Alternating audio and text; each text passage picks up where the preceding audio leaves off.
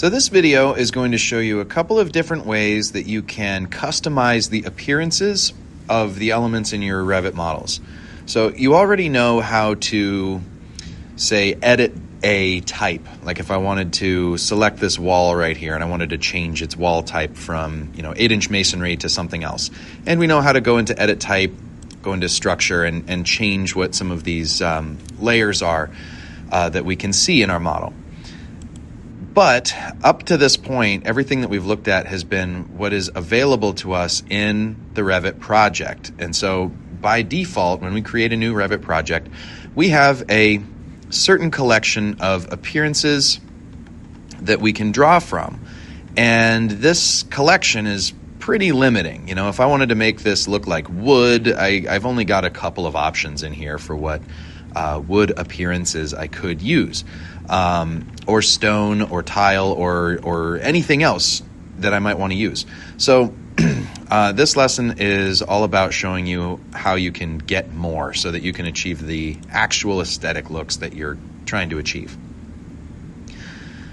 So what I'm looking at right now is just some exterior walls, which right now are just cinder block.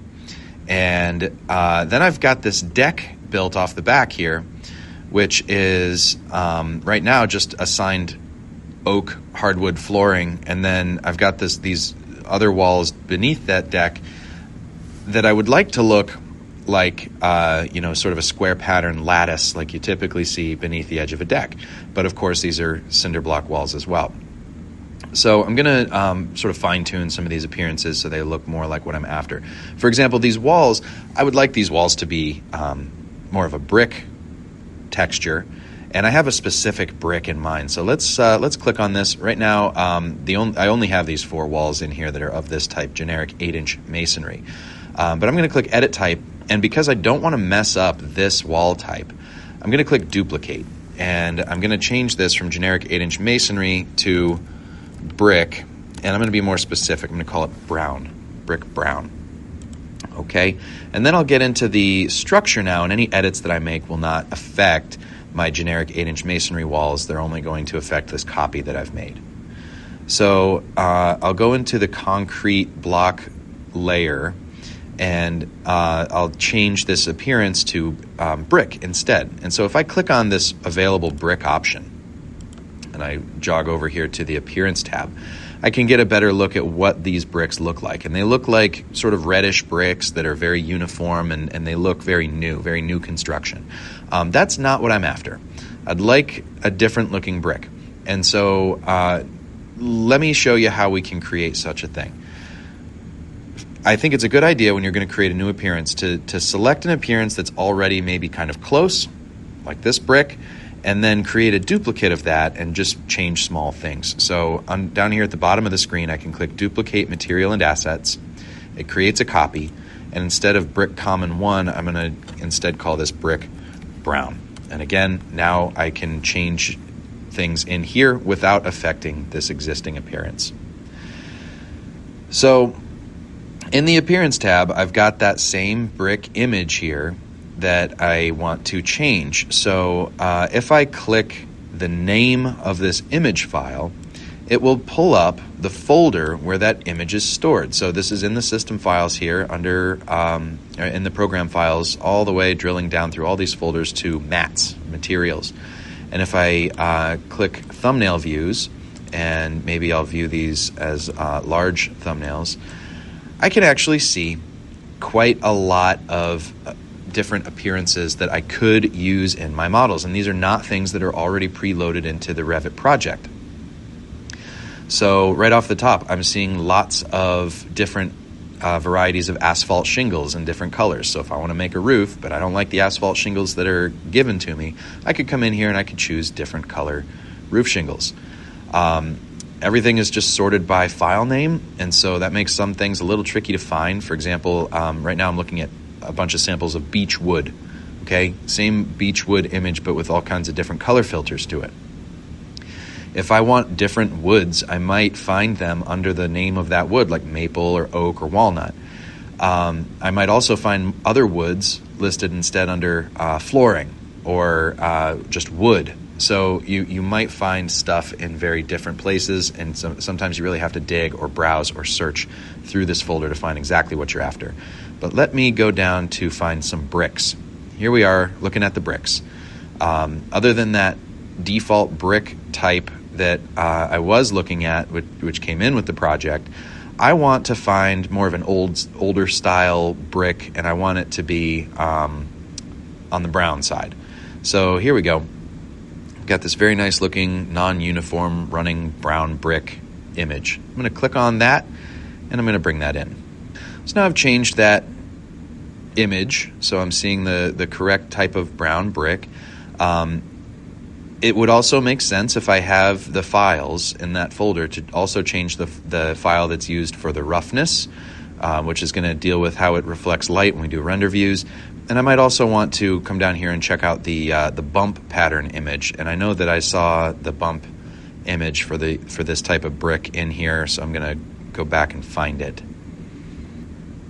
So one other thing I'll point out before I apply this to my walls is if I tab over, just one tab over here into graphics, I'm going to see here the types of pattern settings that I will see when I'm not looking at this model in realistic mode. So basically I've got this dummy pattern of brick here that's going to appear on my surfaces with this basic color of sort of a simulation of this brown color from my image. So when I want to see this in a simplified fashion, I'm going to see something more like this, and I'm not going to see all the fidelity of this detailed brick image. But okay, I'll click apply. Okay. That new appearance has been applied to my walls. Click OK again.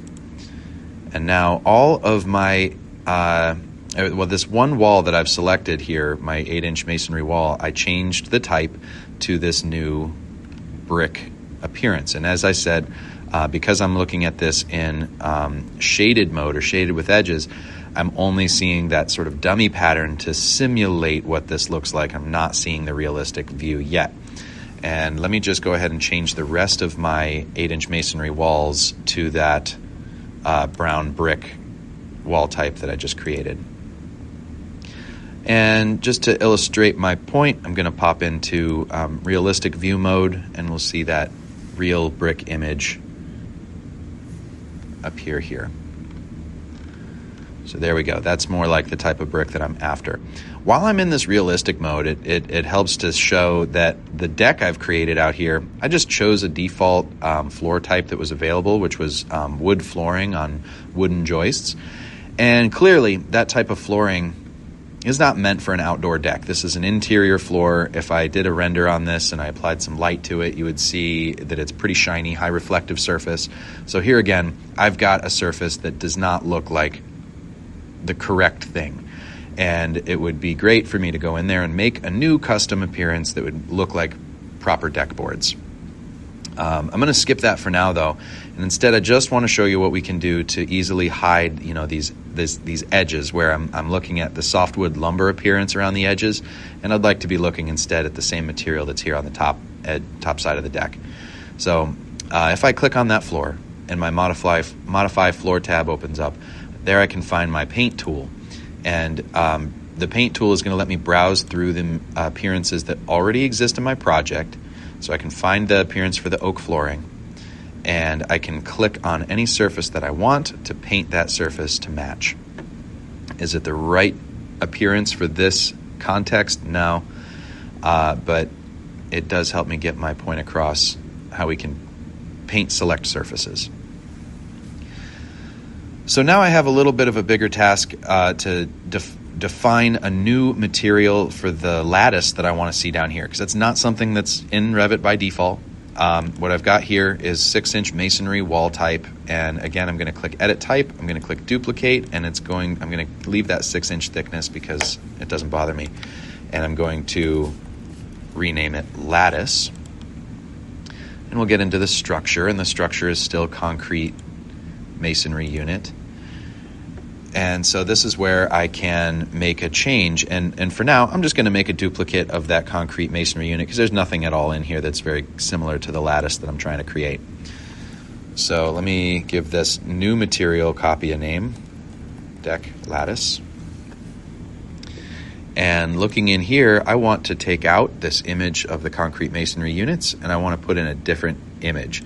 So again, clicking that image name, it'll take me back to the same materials folder. And here I could really search and scan and explore and evaluate. I can find textures and images and appearances for exactly what I'm after. I've already gone through this looking pretty hard and not found exactly the deck lattice material that I'm going for. But I can pick appearances that are maybe just simple patterns, and I can doctor those images a little bit to get them looking a little bit more correct. So what I'm going to scroll down and find is actually listed beneath meshes. And under meshes, I've got all kinds of shapes that you might see from expanded steel grates and things like that. And I'm going to find one that is vaguely similar to the deck lattice that I'm looking for. So here we go, mesh, square, small, cutout. And right next to that, I have the textured bevel image for that. So I'll come back for that one here in a moment. Mesh, square, small, cutout. I'll get rid of the roughness image for the cinder block and head on down to this bump pattern, which is still set to the cinder block bump pattern, and I'll change that to the mesh bump pattern. So now the preview image here is showing me what this already looks like. And the scale of this image is way off for what I'm trying to achieve. So now I'm going to actually make some edits to the image itself by clicking on the picture, not the name as though to select a new image, but to click the image to make some changes to it. So right now this sample is measuring 5 feet 4 inches across. And these squares on typical deck lattice are maybe closer to like 2 inches or 3 inches in size. So instead of 5'4", I'd like to see these dimensions at more like 10 inches. So I'm going to change that sample size right down here to 10 inches. And already I can see the preview here showing me something closer to what I want. And also, I want to turn this entire image at a 45-degree angle so that it's running diagonally the way deck lattice usually does. So I'll type in 45 degrees for the rotation, and then presto, it's looking a lot more like what I want to see. Okay. And then I'll make the same edits down here to the bump pattern.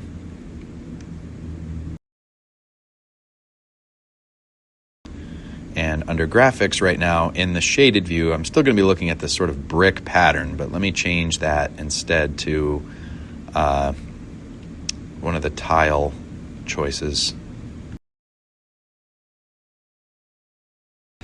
Let's see what that looks like. Apply. Okay. Okay. There we go. That's just like what I want to see. So I'm going to change the rest of these 6-inch masonry walls to the deck lattice type. And now I've got much more accurate appearances to what I'm actually trying to create in my vision. So this is to show you that you can basically infinitely edit the materials and the appearances that are assigned to your model. So the library filled with images that I just showed you by getting in here and making edits, this big folder is a folder on the computer. You can open these images in photo editors if you want to. You can lay color filters over these. You can download and use new ones if you find image samples from the web and other places that are more exactly what you're trying to achieve. You can bring them in here and you can use those materials. You can get exactly the type of countertop or carpet or tile that you want to create.